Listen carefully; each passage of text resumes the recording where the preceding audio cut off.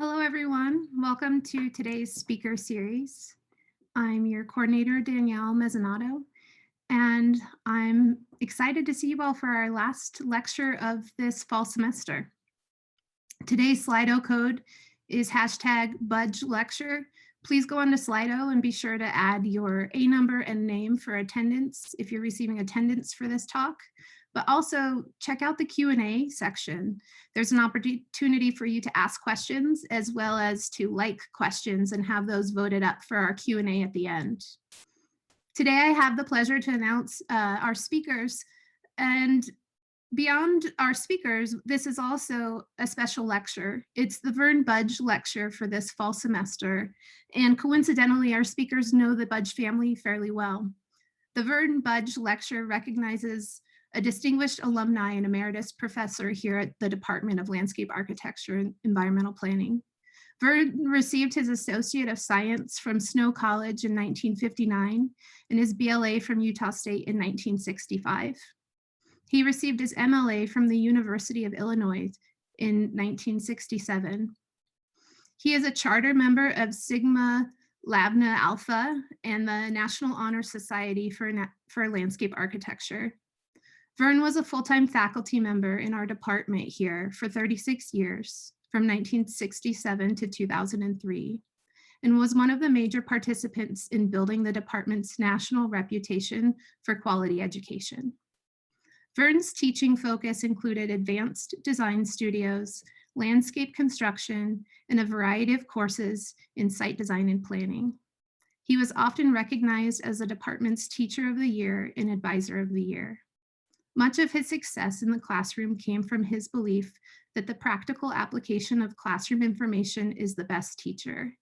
And there are a number of landscape projects throughout the community and the university that are a result of his efforts in this area. Throughout his tenure at USU, Vern was actively engaged in private and public practice throughout the United States and in Canada. A number of these projects in which he has been a major contributor have been recognized for regional and national awards of excellence in design and planning by professional associations such as the AILA and the APA. We are pleased to have Vern in attendance with us today, and we would like to express his appreciation for our speakers for sharing their experience and expertise with us today. And with that, I'd like to pass it off to Todd Johnson to introduce his fellow colleagues and today's speakers. Thanks, Danielle. Yeah, this is a great honor to introduce the Vern Budge speaker. Vern was certainly instrumental in my career, and Vern's sons, Mike and Terrell, actually were colleagues of Stephen and Rebecca, whom I've known for over 20 years. Rebecca Leonard and Stephen Spears both hail from Indiana, Ball State graduates. Rebecca has degrees in architecture and in planning. Stephen is trained in landscape architecture and has a fine arts degree, Masters of Fine Arts from University of Texas at Austin. Rebecca worked as a planner for Eagle County and as a partner and principal for Design Workshop. She was actually president of Design Workshop for a short span. Stephen has planning and design experiences with large transportation planning firms and was a principal for Design Workshop. Since then, with all the experiences across the span of scales with agencies, private sector, small and large, they've developed their own endeavors.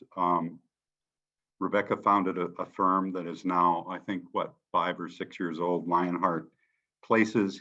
And Stephen has, as he said, been accused of going to the dark side and has a development company in Austin, Texas called GroundWork Development. So we're eager to hear about your journeys and about your outlooks on the profession. So take it away, Rebecca and Stephen. Good afternoon. Thank you, Todd and Utah State, for inviting us to speak with you all today. I'm Stephen Spears, and with me is Rebecca Leonard. Todd, thank you for that introduction. Today's conversation, my slides, there we go, is really focused around this idea of seasons of practice.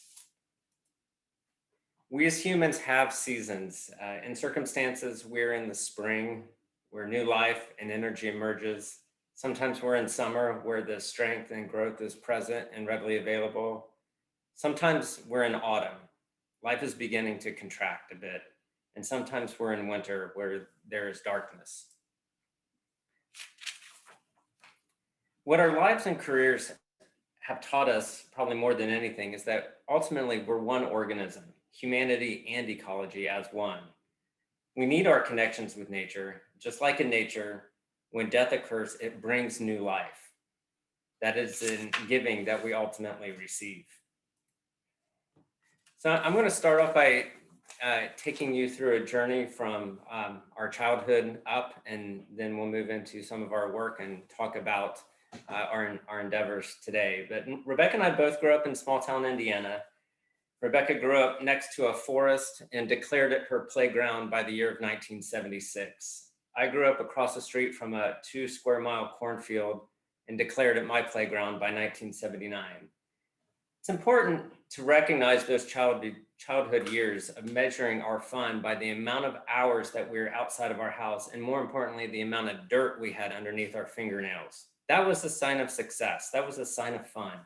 And for the most part, our childhood had the feelings of spring and summer and maybe just a little bit of fall. There really wasn't much winter as per se. Like many Hoosiers, Rebecca knows how to play ball. Do not mess with her on the basketball court. Here she is cutting down the net during the state women's basketball tournament. She's fiercely competitive, but she also has an extraordinary peaceful side and gentle side as well. She's the youngest of 2 daughters. Rebecca's family enjoyed traveling and experiencing culture. Her parents owned small town businesses, a pharmacy and a grocery store. I believe that's where she gets her extraordinary abilities to run successful businesses. And her mother in particular was a mentor and leader to many. I'm the youngest of 4 children, having 2 older sisters and an older brother. My parents would sit out on the front porch and watch us kids play in the cornfield. We camped frequently. Even in winter, we went fishing, we played in the leaves. I was really fortunate enough to grow up with an amazing father. He was a high school teacher, he was a Boy Scout leader, he's a township board member, he led numerous community and river cleanup efforts. He truly influenced me in who I am today as a father, as a husband, as a sibling, as a professional, as a friend. In the song Just Breathe by Eddie Vedder, he states that everything you gave and nothing you would take, in describing his relationship with his spouse. And my father was very much the same. He would give and he didn't ever expect anything in return. And in 2009, when he passed away, over 1,000 people came to his calling hours. I grew up in a town of 2,500 people. So it reflects how many people he impacted. And I try to carry that same servant leadership attitude that he shared with so many of us throughout our lives. In the second half of the 1990s, great things happened. Rebecca finished her bachelor and master's degree. I finally finished my bachelor's degree. I took a 6-year journey to do that. In the spring of 1997, I was fortunate enough to study throughout Europe and Northern Africa. But the highlight of that was the summer of 1997, when I met Rebecca on a flight from Los Angeles to Sydney, Australia on a work-study trip. Our first date was in Melbourne, actually. And we were married in 1999. And in 1998, Rebecca's first project as a professional, the Coal Heritage Corridor, received 2 national awards and it was declared a National Scenic Byway. I want to quickly point out that in 1997, when I came back from Europe and Australia, a sign of winter was realized. The image on the left is what I left, which was our house in red, across the street from that cornfield. And when I returned, it had turned into a subdivision. Here's a few little fun images of our collegiate days. Enjoying the fun and the excitement of college that you all enjoy. Rebecca? All right. So continuing on through our history and a little bit of our background, I would say that traveling and living abroad has contributed to most, if not all, of the success that we've realized as designers in our career. And Stephen had already mentioned this, but in 1997, we went to Australia on a work study trip. That's where we met. That's where the little meet cute happened. And you can see in the far right picture, that's when he fell in love with me, in case you're wondering. We were very fashion forward back then as well. We went back in 2000 to live in Australia. We were exposed to a new operating system. It's like if you are on Macs and you go to a PC, it was enough the same that it was familiar, but it was so different fundamentally. Some of the differences we noted were that the ownership of waterways was all public. Nobody could back a house up to a river or a beach, and that was pretty revolutionary for us. We also were taken by the civic mindedness and the value of public space.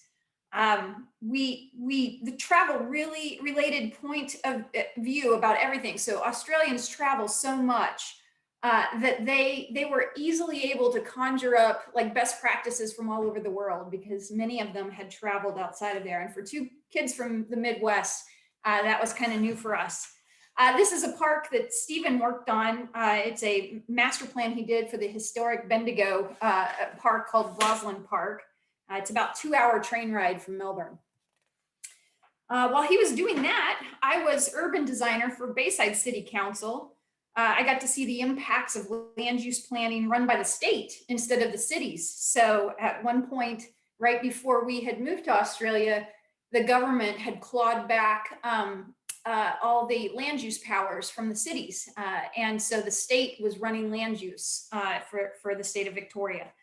The state had highly sophisticated plans for managing water, growth, and transportation, much more than I had seen in my career thus far. And the local governments focused on character and urban design, and that's where we got to dabble.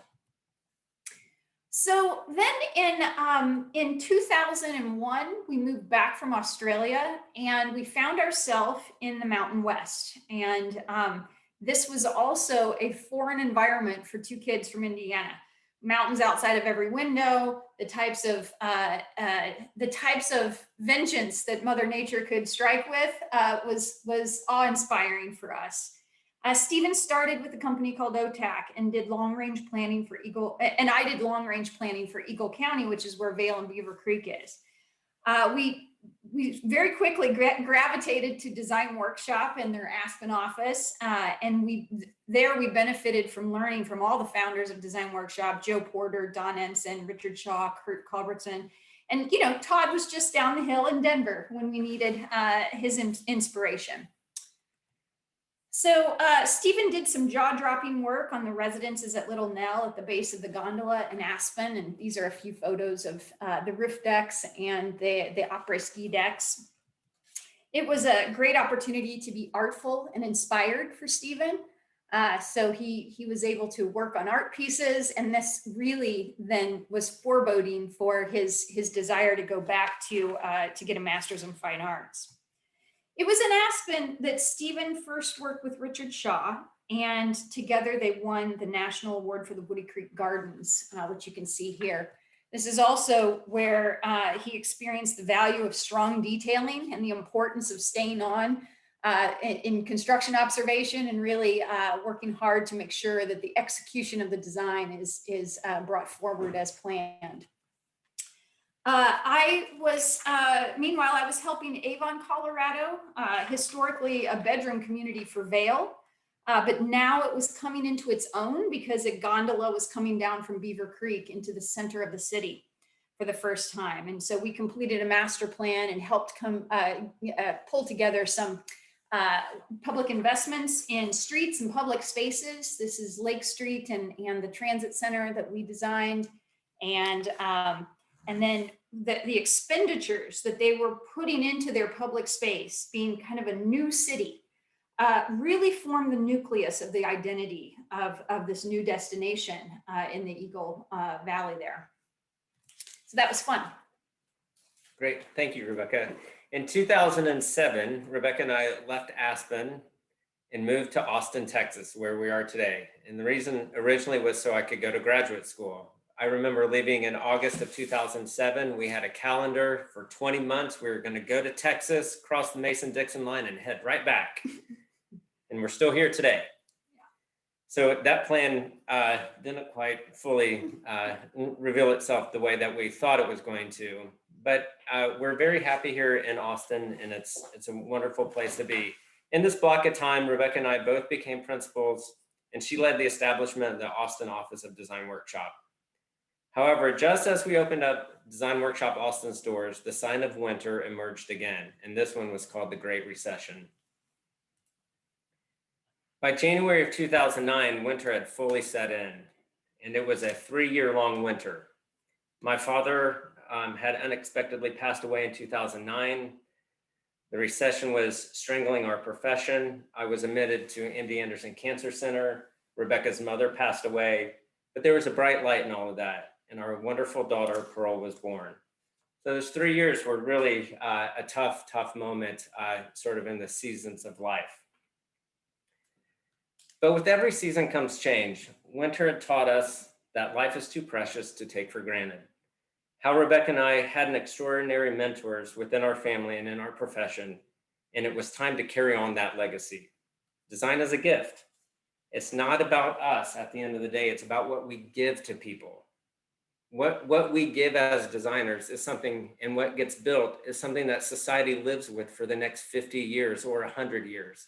And so the careful thought, consideration, equity, and equitable moments, and design, detailing, craftsmanship, all of that comes into play because it's a long view. What we'd learned is that our beginning had come to an end. And I don't mean that in necessarily a morbid way. I mean it in a healthy way. Your life and your career can be compared to a sponge. In the first half of your career, you're absorbing, you're taking everything in, you're being molded, you're being influenced. However, in that second half, it's about releasing that information, that experience, and seeking to help others. You're wringing it out. We're doing this through leadership. We're doing this through taking risk and new opportunities, trying new things, being advocates, giving, practicing selflessness, demanding social justice, because it is in giving that we ultimately receive. So coming out of winter, that 3-year winter period, spring came. We had a fresh new look on life. Just as spring emerges from winter, Rebecca and I both became partners of Design Workshop in this time. Rebecca became the president of Design Workshop and led us to open up 5 new offices in a very short time period. 2 projects that we worked on closely won national awards. And Rebecca and I were both inducted into the National Council of Fellows in our profession. We had truly hit our stride. So we're going to talk about a couple of projects, those 2 that won the national awards. In 2006, Todd turned me on to a new book that was just released called Last Child in the Woods. I don't know if you remember this conversation, Todd. But the book theorized that children spending less time in the outdoors is resulting in a wide range of behavioral problems. This was really foreign to both Rebecca and I, as remember, we both grew up in small towns, declaring a forest and a cornfield our playground when we were just children. So simply put, we as society had experienced nature deficit disorder. We're continually disconnecting ourselves from the physical, mental, emotional, and spiritual link between humanity and ecology.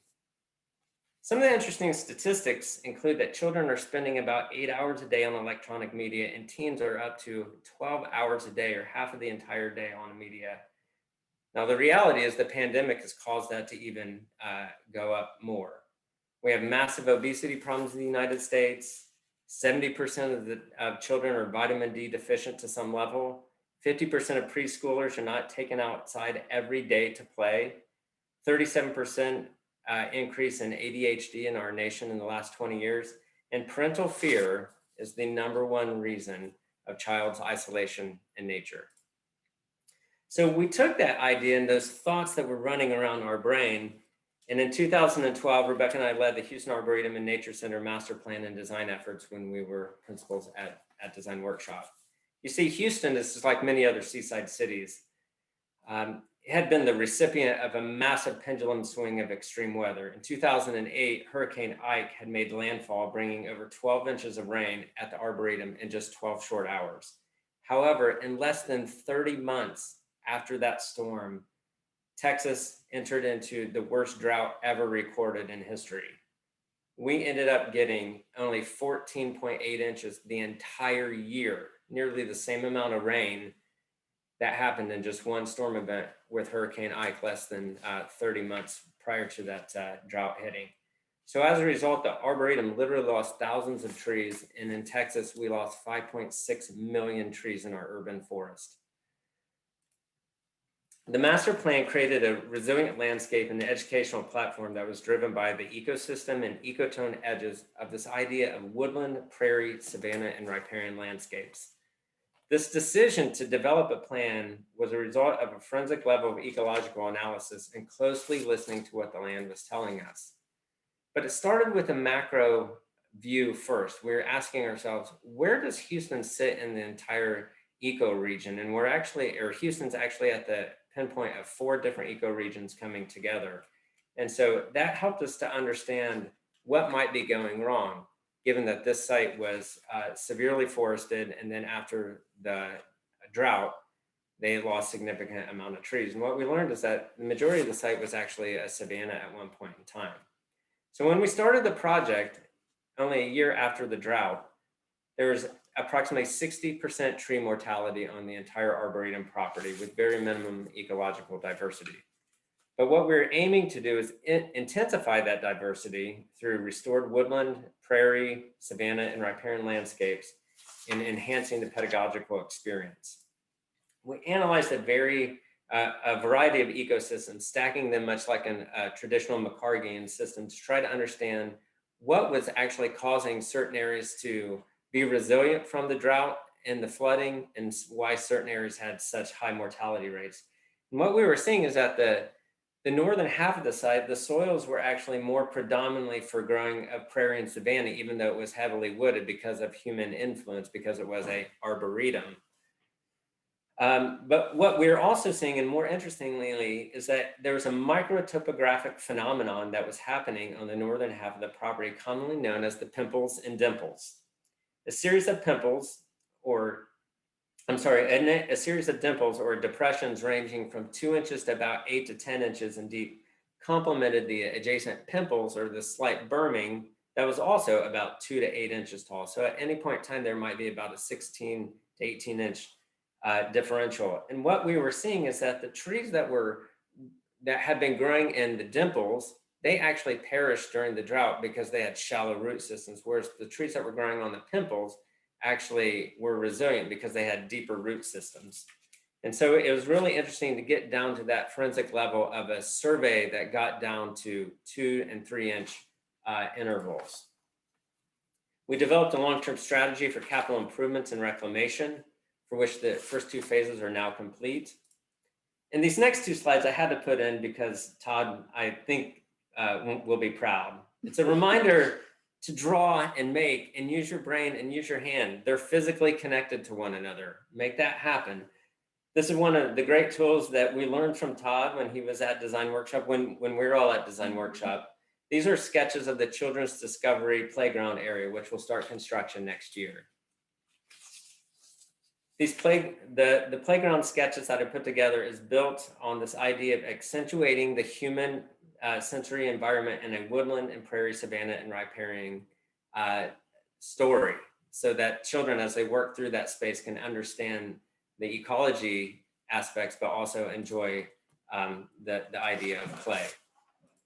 I'll conclude with a few renderings and built photos of the project, but we believe that being Rebecca and I, we believe in a healthy and invigorating design process. That's very important to us, complemented with a good, strong methodology, rapid cycling of ideas, and complementing it finally with exceptional graphics, because that complementing with a sharp client really can create some world-class work.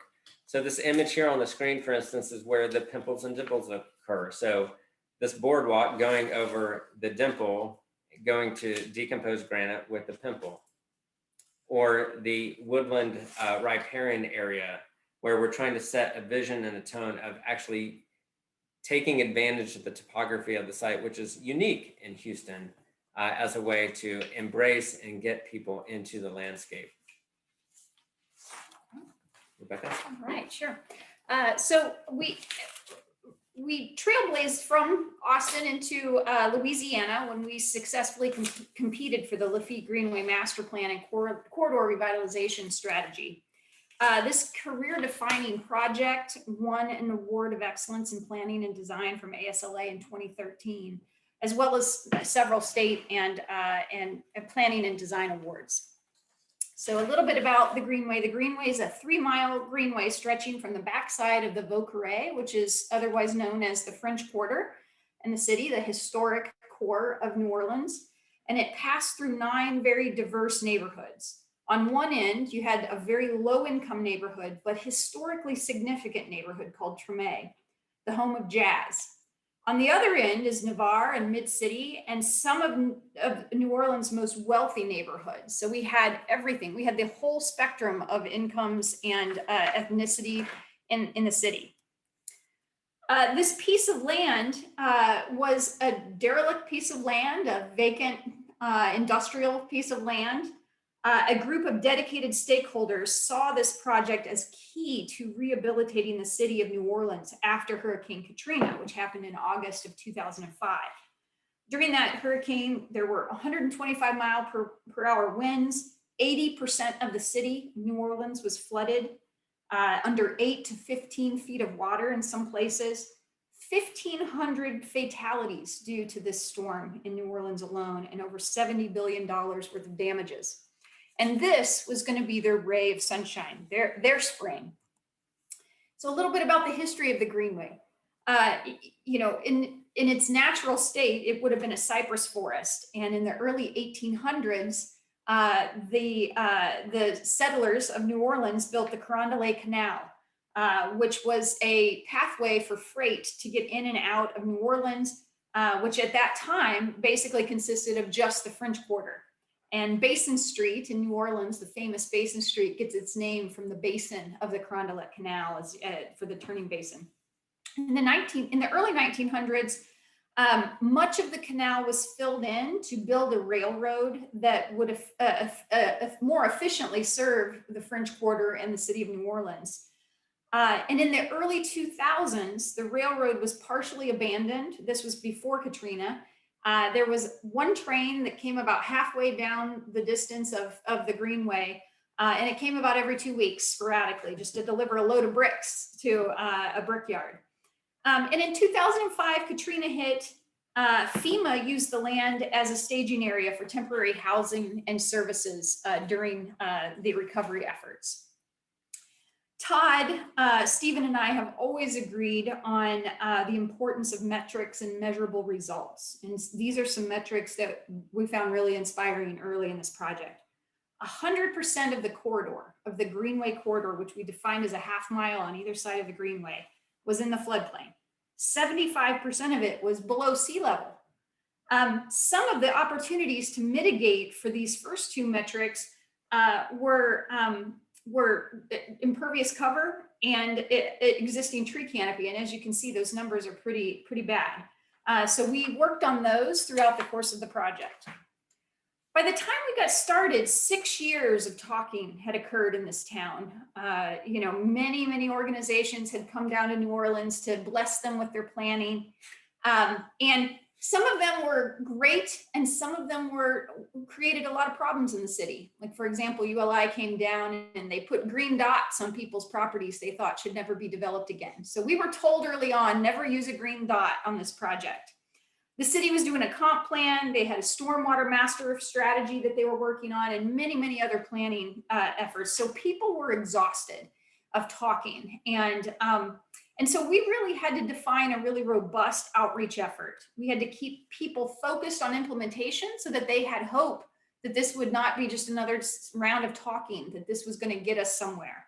And we had to make sure that engagement was enjoyable. They couldn't be starving, they couldn't be bored, they couldn't come and feel like they never were heard.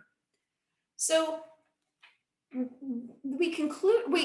plan that concluded out of this process was really important that we balanced program needs. The closer neighborhoods and the lower income areas were starving for recreational opportunities. And the further you got away from downtown New Orleans and the French Quarter, the higher the incomes were, and people were looking more for fitness opportunities and transportation.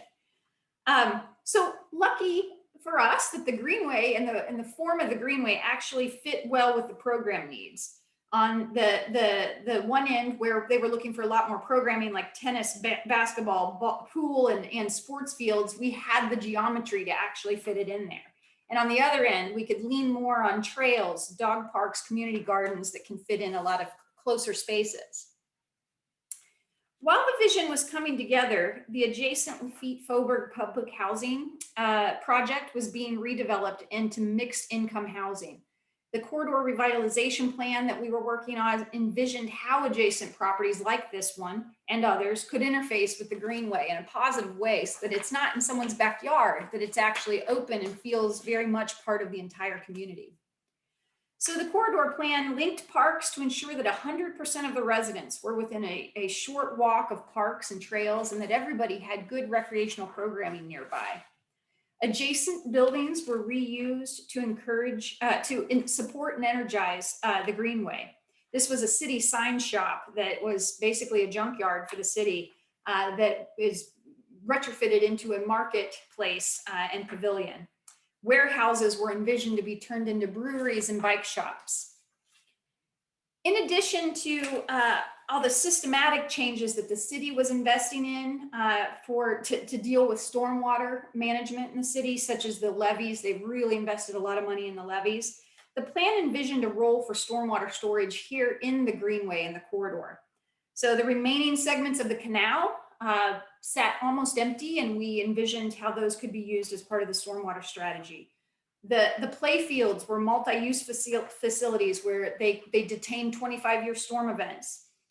We had 10 times the tree canopy in the plan that existed before we got started. And we had half the impervious cover, all things we hoped would help in the next storm situation. So this Greenway and the corridor surrounding it continues to be home, a stage, and the center of employment for the neighborhoods around it. And really, you can't go there without feeling a heck of a lot of enthusiasm for the project. So last, is this new phase, this new dawn. And Stephen and I talk about it a lot. What season are we heading into next, And how are we going to make it a good one? How are we going to make sure that we're doing the most we can? And so, as Todd mentioned in our introduction, I have a company now called Lionheart. We do urban design, planning, and landscape architecture, and we'll tell you about a couple projects around that. Stephen is working on a company called GroundWork, where they do development, and we work together sometimes. Momark is the vertical development arm of that company. So a little bit about Lionheart. One of the greatest things about starting your own company is it's a design process in and of itself. You have to think about what your company is going to stand for. You're going to think about what your values are. And so we've created this vision, our working vision for now, that we want to be a den of curious people, bravely creating places that make lives better. You'll see these words brave and curious several times because to us, that is essential ingredients for good design. You have to be brave enough to try something, and you have to be curious enough to keep getting better and better at it every single time. This flows through to everything that we do. We've really tried to set the company up to be a champion for diversity. We seek out diversity. It doesn't just happen. You're not just going to wake up one day and your firm's going to be a diverse place to work. We want to set a culture of earnest empathy. Language matters. We want to expose people to opportunities. We want to discuss any bias that comes into our lives at Lionheart and root it out. We support shared leadership. You've heard of the Peter principle, where people advance to one position past their capabilities. That's okay. Everybody should be out of their comfort zone, trying something new and making and making those lessons sink in to their minds and their bodies. We have designed it to have footloose technology so that we could be flexible with different household needs. And that has really helped us pivot during this COVID-19 years. And then we also think that design benefits to accommodate flexibility. So we offer discretionary time off. So this will help people when they become less brave and less curious because they're exhausted. They can take a break when they need to. We have paid parental leave and 8 weeks full pay. We're working on a paid sabbatical program for all employees. And we have a personal wellness and learning budget. And that's been fun to make sure that we do all those hard things first. We are this year kicking off an externship for the spring semester. We're calling them externs because they are virtual and varied levels of engagement based on project needs. At the basic level, the externs will be invited to shadow us at every virtual project meeting and spend time with the team. On another level, they will be given tasks to do and be contributing to the success of the project. Great, thank you. So the last project that we're going to talk about is one that really blended this notion of our new lives. Rebecca, as the leader and founder and principal of Lionheart, and myself as a principal with GroundWork. And it really brings this idea of this sort of the next chapter of our life and our career together. And it starts with the site called Austin Green. Austin Green is a 2,126 acre site located 8 miles east of downtown Austin. One of the important things about Austin to understand is that in our entire metropolitan area, which is 75 miles north to south, approximately 4,200 square miles, 35% of all the jobs in that entire metropolitan area are within 5 miles of downtown Austin. So we have a massive traffic problem, and it's causing a lot of situations, even with the cost of living and household situation. And so one of the things that we were trying to do with Austin Green is to re-envision what it ultimately could be to help tackle many issues that our city is facing, not just what the site was facing. And the site certainly had its list of challenges. You see, for 50 years, the site had been a sand and gravel mining operation dating back pre-US Clean Water Act. And so it had a fair amount of change, we'll call it, over the years. But the city, in their Imagine Austin Comprehensive Plan, had the foresight to recognize that it had the possibility to become a major town center because it's located on 2 major highways, Farm to Market 969, which is our local state highway, and then SH 130, which is our major state highway system. And again, only being 8 miles from downtown Austin made it possible. So the idea in the comprehensive plan was it to be as a major town and employment center, roughly 10 to 30,000 people, roughly 5 to 20,000 jobs. That's what the city was projecting. And it would also be on a high capacity transit line. In addition to that, the city of Austin and our neighboring community, Bastrop, which is about 20 miles to the east of us, had developed a plan together called the Austin to Bastrop Corridor Plan, which envisioned taking the Colorado River, the Texas version of the Colorado River, and let me be clear about that, and connecting the 2 cities together through a greenway.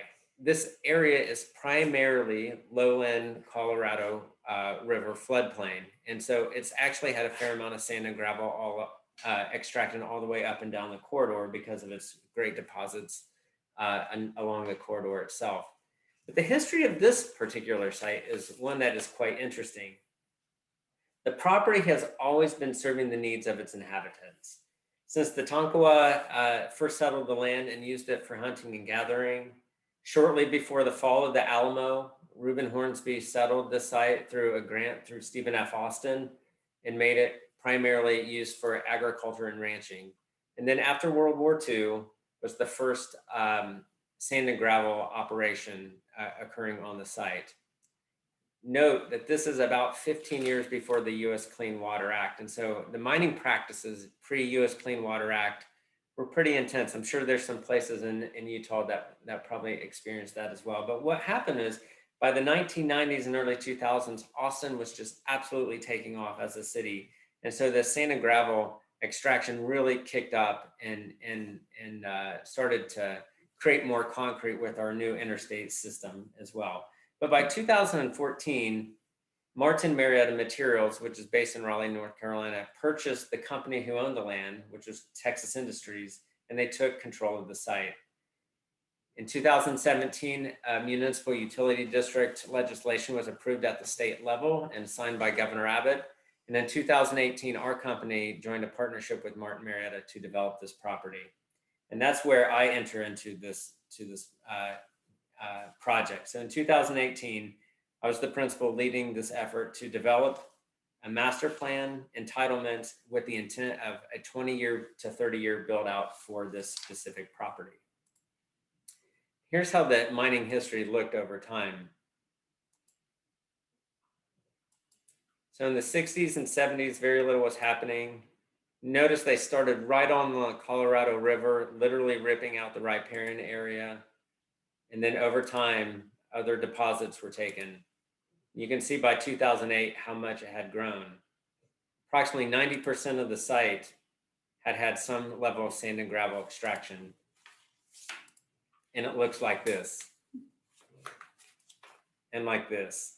And so we needed to put together a very sophisticated team of ecologists, geotechnical scientists, planners, landscape architects, engineers to help us navigate how we're going to envision this 2,126 acre site for development. And the firm that we hired to lead this effort was Lionheart. Thank you. And our first step was to do a land suitability analysis. As you could see from the photo Stephen was sharing with you, there was nothing predictable about this piece of land. You can scan a landscape sometimes and really understand how it was formed, but in this case, it was random and haphazard at best.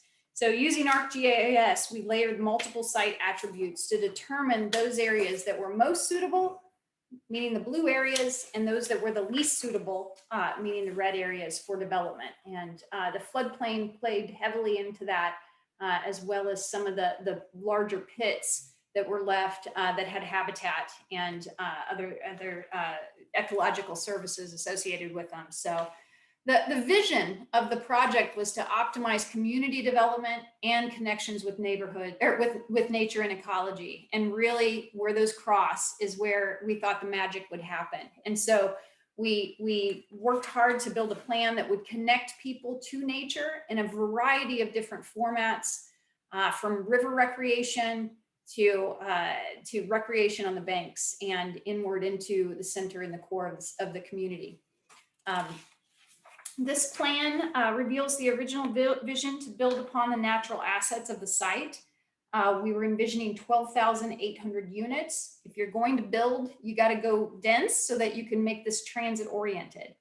There were 2.25 million square feet of commercial, over 850 acres of parks and open space, half of which were going to be restored as bottomland hardwood forest, and half would be restored as blackland prairie, which is one of the prairies here, prairie types in Texas. Parks, every resident and business was within a 5-minute walk of a park or open space with many different program elements and over 15 miles of trails. And most importantly, by reactivating the floodplains and utilizing the remaining existing pits, you can see on the north side here, we were able to provide over 50 million cubic feet of additional storage along the river down here, and 100 million cubic feet of additional stormwater storage up here along this creek called M Creek. This was going to help bring 450 acres of our neighboring property, not ours, but the neighbors, out of the floodplain. So let me just point out a couple things. This is the Colorado River here. And this is one of those stockpiles of soil that was creating a levee and basically cutting off the floodplain from its function as a floodplain. And so because of that, we had trapped water in there. And This over here is Thailand, in case you were wondering. Not really, but the stockpiles of soil that looked much like it. And so we created some conceptual plans for the riverfront for the sake of zoning. And these would be zoned into the project, creating wetland shelves, enhancing the pits into amenities, restoring some ecological services in the area, enhancing the activation of the floodplain by breaking down some of the levees and letting water into the floodplain and then back out again. And all the while trying to protect natural springs and wetlands that were occurring along the river. This is a diagram of how that would look. This being kind of the destroyed sort of land up here where there's undercutting, unstable soils, there's trapped water that only in the case of like a 500-year storm would this actually be activated as a floodplain. And so by breaking down some of the barriers, we were going to let flood water in and smooth out the terrain. Because I put in my headphones. And this is this graphic here, this rendering shows how those pits that are up in the development, some of them would be kept, modified, used as recreation and stormwater detention and water quality ponds. We would reintroduce naturalized channels through the development and reactivate the floodplain before everything gets down to the river. Thanks, Rebecca. So in the spring of 2020, after 2 years of planning and entitlement process, spending plenty of money on fees with the city, consultants, legal, we had just received the first of our final 2 readings for our PUD entitlement approval with the City Council. And we were contacted by a very significant company on the screen. They were doing a national search to build their next gigafactory. This forced us to quickly rethink the development plan and think more about land disposition. What would win the hearts and minds of Tesla to select this site out of all the possible sites that they were looking at in the United States? So building on that strong ecological imprint that was created during the master planning process, we utilized that as a foundation to establish the idea of a modern company town built on ecological stewardship and resilience. The west side of SH 130, so this is SH 130 here at the bottom. The west side, so this side here, would become the modern company town, providing thousands of homes at a range of pricing and housing types, extensive commercial services, supporting office opportunities, the potential for a new corporate campus, all conveniently connected to the Gigafactory, which would be located on the east side or the bottom side of this rendering, the east side of SH 130. The river park and greenbelt would remain as the arms that would wrap the site, providing that ecological resiliency. At the end of July of this year, Tesla purchased the entire property. In the earnings call on July 22nd, Elon Musk described the site as shown on the screen. Look at the words he used. Ecological paradise. That came from a vision. This came from an idea. It came from decades of practice that culminated on a site that needed healed and needed a new life. And the first phase of that multi-million square foot gigafactory is now under construction. And the estimates showed that this development will bring over 10,000 new jobs to Austin, just in time with the pandemic coming underway when the economy is a bit more fragile.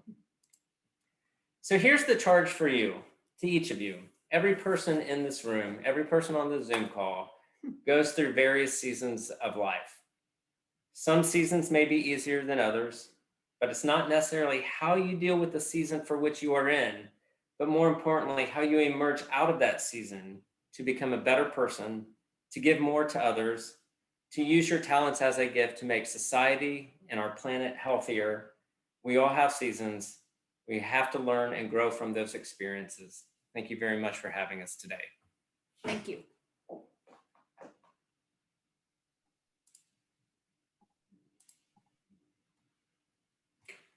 Thank you, Stephen and Rebecca. I think you just wanted to say something. You can go ahead. No, I think I've said enough. I think y'all need to talk. So great to hear a wealth of history and just your journey. Thank you so much for sharing your personal journey as well as your professional one, and the evolution of the type of work you chose to do. And I see a very strong influence, like you said, this shift into giving and into social justice and environmental justice in your work. And I've got some great questions coming in from students. And I also have Todd on the call who has some questions for you. But just to kick it off, one question that just came in,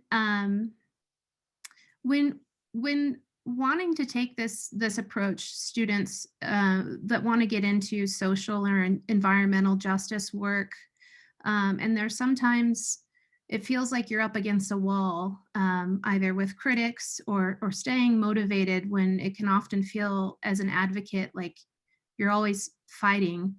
What advice would you give to keep going, or to kind of what advice would you give to keep going, or to share with critics as far as when things come in, questions around gentrification or other things on the flip side of renovating areas that really do need and would benefit from being improved and being, yeah.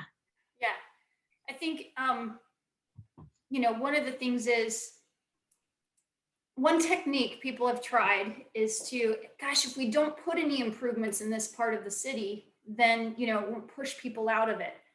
And what that does is it just continues to make this a place where people find it hard to succeed. You have potholes in your roads, no safe parks, schools are in poor condition. It just makes it harder and harder for success to happen for people. And so what I think, if your energy is kind of falling on deaf ears at times, the best thing for that is to constantly have new and refined metrics, about this, because it's hard to deny facts forever. We do a good job every now and then denying facts, but it's hard forever when new facts keep coming in and they're all pointing to the need for change. And so I think, the city of Austin did a very good story called Uprooted on gentrification in East Austin. And it is just a wealth of information about gentrification specific to our city, and lots of metrics in there. The University of Texas led it, so it was a very unbiased, kind of group to do this. And it led to a very big conversation in our city. And it didn't, it wasn't a conversation as in like, let's just cordon off parts of our city and no change is happening. But it did talk about how in a city with so much going on, how can we keep the essence of these neighborhoods? And, people had been trying for decades for affordable housing, to pass affordable housing bonds and things, and really getting nowhere because they didn't have the facts to back it up. And this study allowed us to pass a bond election for affordable housing. It also has been wildly successful at influencing our upcoming land development code revisions. So it baked into the development process will be more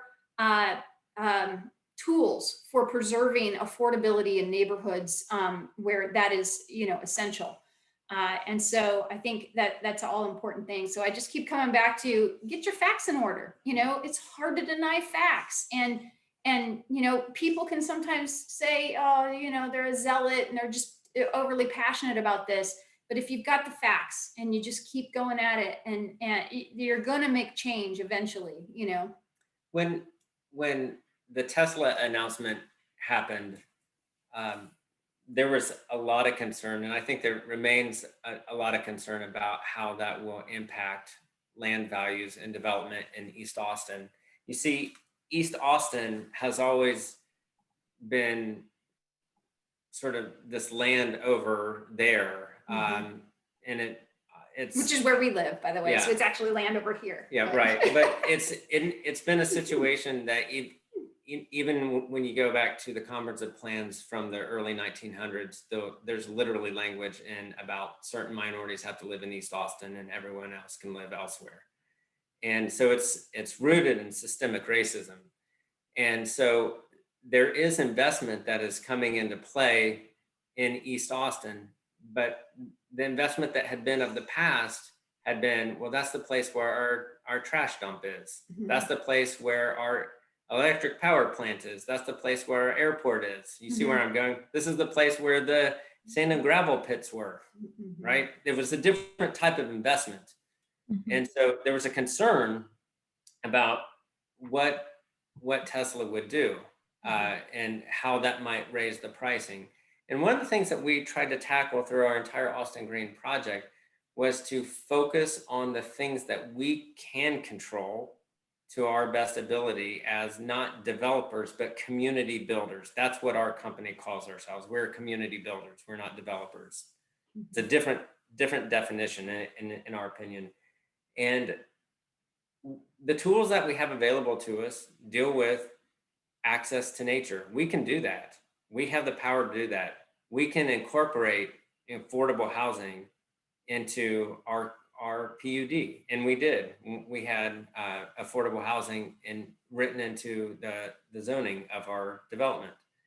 We also asked, pleaded, begged, and we got it, density. Mhm. See, people have this mindset that density is this evil thing, but the reality is because land values are increasing so fast and city cost to actually do development is becoming so expensive, there's very few tools that developers have in order to keep things attainable. And one of the ways that we can do it is to have more density.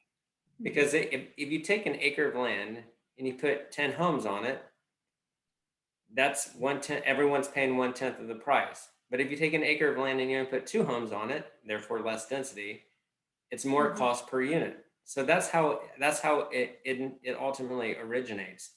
And so those were the things that we were able to pass, and we were able to actually get into the PUD about 12 units per acre on our site, which is unheard of in Austin.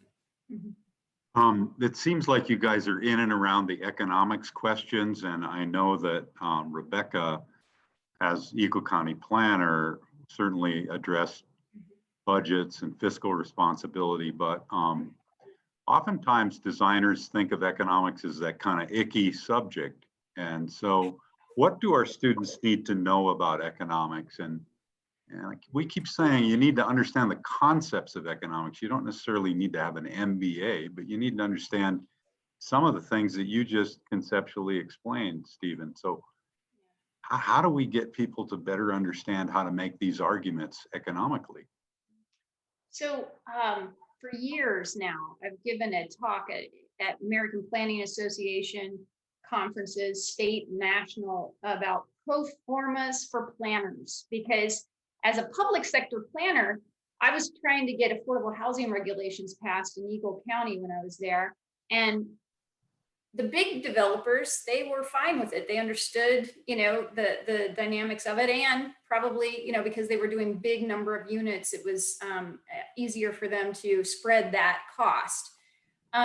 But the small developers would come in and say, you're going to kill my pro forma, And so I was like, what is this mysterious thing called a pro forma? And I just had to dig in so that I could understand if what they were saying to me was true. I had to understand it, And so I had to give myself a little MBA to really understand how that works. And I'll say that once I did, we could have conversations then. There's always more than one lever to pull, right? And so if pulling this lever wrecks the pro forma, well, what about this other lever or this lever? Or what if we dialed this one back and dialed that one up? And so I think, start with the concepts, Todd, as you were saying, of development economics, and ULI does some great training on that. And you're welcome to any of my future conversations about pro formas for planners. But there's books about it, and it's not very mysterious. It's kind of like doing a household budget. So much money coming in, so much money going out, and you got maintenance, and you've got capital costs, and if you balance all of those things together and understand who's responsible for each of those costs, then you can figure out how to move the right levers to make things happen, to make the right things happen, you know, and the good things that have happened in the past, like national parks and, you know, even investing in parks as cities. When Houston passed the bond for $300 million in 2014, you know something's up, right?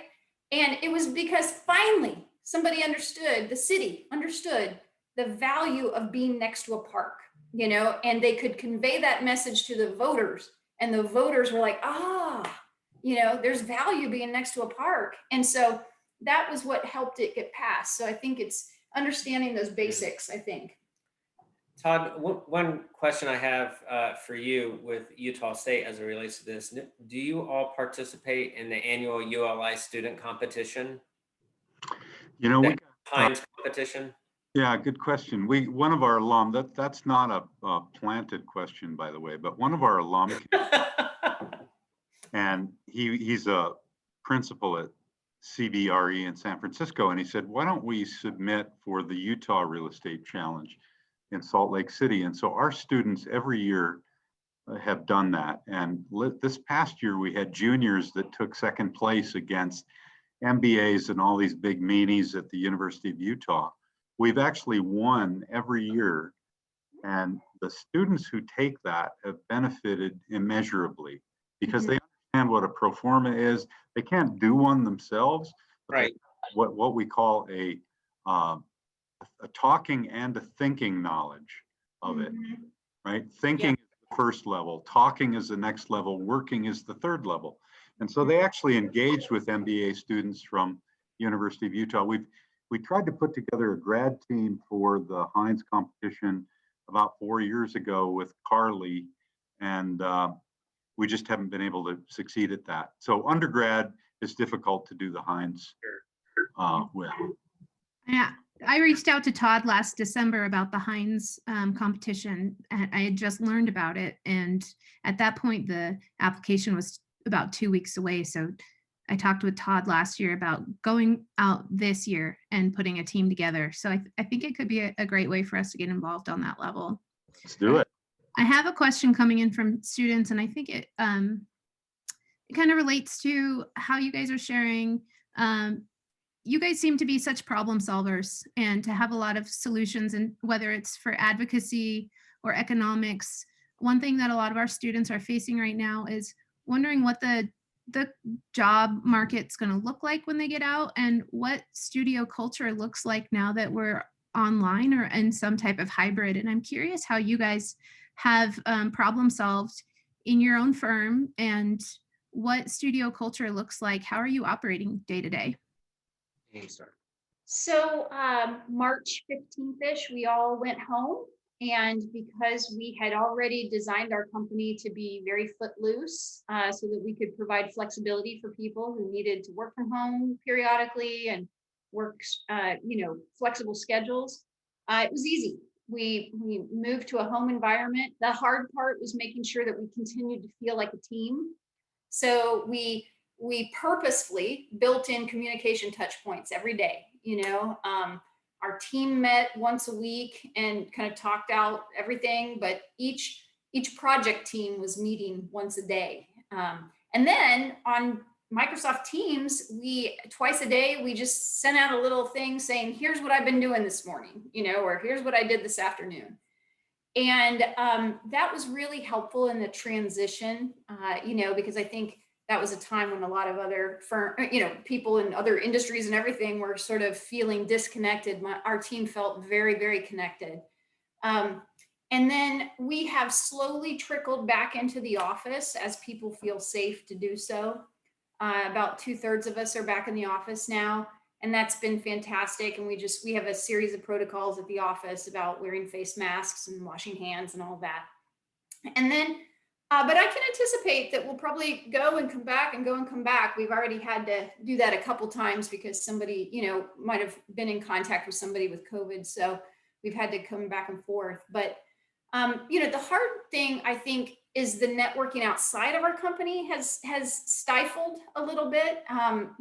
There's not the events like, professional organizations are all virtual. ASLA's national conference is online next week. Yeah, next week we're not going to see all our buddies and everything, and so that's been hard. And I think connecting with students and the internships and that kind of thing are going to be a struggle. That's why we've been trying to think about what we could do about that. And I've got this externship idea, where it's all virtual, but we still have engagement and connection with students. So we're just, like everybody else, trying to figure out, how to make the best of this. And I think, it's not ideal, but at the same time, there have been some good things that have come out of it. People rising up with leadership, that because they're forced to now and things. And so, did you want to add to that? Yeah, I do. Same situation at GroundWork and Momark. We all went online for a while, and everyone has had the opportunity to start trickling back in. You'd asked me how many Zoom calls or presentations I've had recently, and I said, well, this is my 4th one today. That's accurate. It's become the norm. I think we're all kind of tired of it, truthfully, or at least these 2 people here are tired of it. But one of the things that has been helpful is everyone's on the same level playing field, that there isn't a misunderstanding about what's happening. And so in years past, we've been at firms where a family might have had a situation, there's a new child at home, and so somebody needed to take time off, and there wasn't this level of empathy or understanding that, why does that person get to go home early and I have to stay here, that type of thing. We're all on the same level playing field for the most part. And so we've all been very flexible with one another. And our daughter spent the first 7 weeks of this school year at home. And then the last 3 weeks, she is now back into school. And she's in 4th grade. And so what was happening is that while she was at home, we would have meetings with staff or team members literally out on our front porch, mask on, rolling out the drawings on the ground and having a conversation, because we had a child at home and we couldn't leave a 10-year-old home alone. And so people were accommodating to our situation. And now that with Lionheart, with people coming back, and I still have a couple developments that they're running point on, I go into the office once a week just for about an hour, and we'll have a team meeting, and that's enough connection time. And as you can imagine, being a landscape architect and planner myself, I'm a pretty hands-on client. I think it's probably a fair statement. Maybe too hands-on sometimes. I want to get in there and draw and really get to be a part of the process. But I guess my concluding thought is, it's just, I've been very appreciative how everyone has recognized that we're all in this at the same level playing field, and there's empathy, and people are being very accommodating, which is not necessarily what has or may have happened in the past, because everyone's situation was unique, and now we're all on the same level playing field.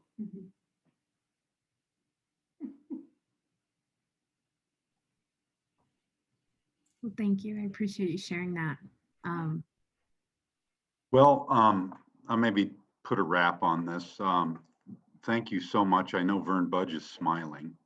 I think the comprehensiveness of your presentation and the attention to how you were brought up and values in design and family values, and the fact that you are together and have been through a lot together and continue to seek out those challenges is, I think, a really important subject that we who put the speaker series together wanted. And I felt like you guys were such great candidates for the excellence of your work, but also the values that you bring to your office and to your people. And so proud to have had an association with you. So thank you so much. Thank you. Yeah, thank you for having us. And it truly is an honor to be speaking at the Budge. Terrell and Mike Budge are such lovely people. I haven't had the pleasure of meeting Vern, but you know, I've heard so much about him that he's a legend. And we were honored when you asked us, Todd, and it's always good to see you again. And I'm proud of what you're doing at USU, and keep it up. Great. We have a little house for you to stay at when you come up next year when this COVID thing is blown over. Sweet. Sign us up. Yep, we'll be there. Thank you so much. All right. Thank you Thanks, both everybody. for joining us. And one last plug for students who are interested in your externship. Should they reach out directly, or will that be posted on your website? Let's reach out directly to me. That's another beauty of being a small shop, is y'all can reach right out to me. So I'm putting my email in the I think I am. Nope. Okay, there we go. Too much teamwork. There we go. So that's my email address. You're welcome to email me anytime. You're incredible. Thank you guys so much. Really Thanks, enjoyed everybody. listening to you. What a treat. Have a great weekend. night. Yes, have a great weekend. Happy holidays to everyone. And thank you all for joining us today.